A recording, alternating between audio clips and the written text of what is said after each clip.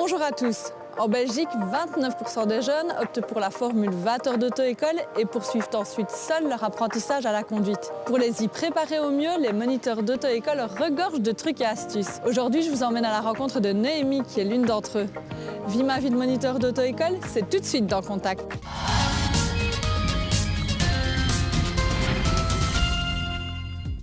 Alors bonjour, moi c'est Noémie Barré, j'ai 30 ans.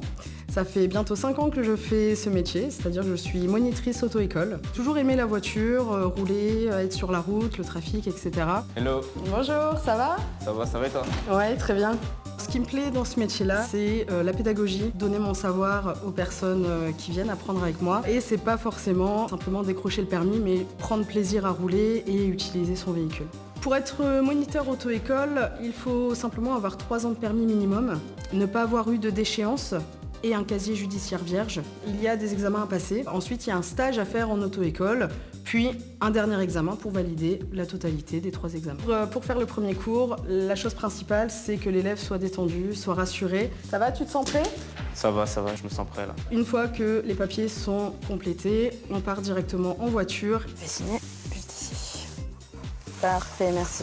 Il faut toujours se réadapter à l'élève. On a toujours des cas différents, des personnes qui peuvent avoir une sacrée confiance en eux, comme certaines personnes qui n'ont pas du tout confiance. Ok, tu peux commencer à reculer tout doucement. Alors rappelle-toi, lâche d'abord ton frein, puis ensuite tu remontes doucement ton embrayage. Ok, c'est parfait, tu peux braquer à fond à droite. Un des plus gros soucis des élèves aussi, c'est leur stress. Le but, c'est de les faire relativiser sur ce stress, de transformer cette pression qu'ils ont en motivation. Pour Noémie, il n'y a pas de bonne ou de mauvaise filière d'apprentissage. Il faut trouver le bon guide pour l'élève. Pour rappel, en filière libre, le candidat au permis peut avoir 2 moniteurs attitrés qui doivent avoir passé un rendez-vous pédagogique sur Internet. Ensuite, il y a un roadbook à compléter. Prendre le temps d'expliquer et de réexpliquer, c'est ça aussi notre métier, c'est d'expliquer plusieurs fois ce qui va se passer, pourquoi on fait ça. Tu avances pour aller chercher l'information. N'oublie pas de tourner à 2 mains, les 2 mains sur le volant, hyper important.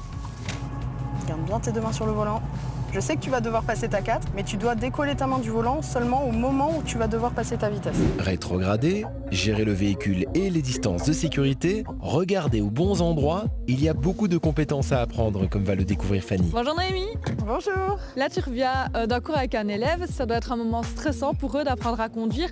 Comment tu fais pour toi gérer ce stress? Il faut faire preuve de patience, être compréhensif, on est tous passés par là, on va pas se mentir. Leur expliquer le pourquoi, on leur demande de faire telle ou telle chose, rendre prévisible ce qu'on peut trouver sur la route, malgré qu'elle soit imprévisible. À quel moment est-ce que tu sens qu'un élève est prêt à aller sur la route? Je demande toujours l'avis de l'élève, s'il se sent prêt à aller en circulation. Si pas, je le garde encore un petit peu dans le zoning, je le rassure. Et après, à un moment donné, on est parti en circulation et on s'adapte. J'imagine que tu dois souvent répéter la même chose, t'en as pas mal parfois? Le but, c'est justement de répéter pour que tous les gestes et tout ce qu'on leur apprend deviennent des automatismes. La conduite n'est pas innée, il faut vraiment apprendre et il faut cette patience-là. Je pense que ton prochain élève va arriver, donc je vais te laisser, mais bon cours. Merci. Merci. Au revoir. Autre conseil, gardez en tête que tout le monde peut commettre un jour une erreur. C'est pourquoi il faut toujours rester concentré lorsqu'on est au volant. Mais en plus de ces précieux conseils, Noémie avait un dernier message à vous adresser.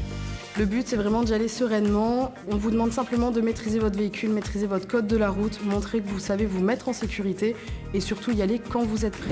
Voilà, Contact, c'est déjà terminé pour aujourd'hui. Merci d'avoir été avec nous. Quant à moi, je vous retrouve dès la semaine prochaine pour un nouvel épisode et d'ici là, bonne route!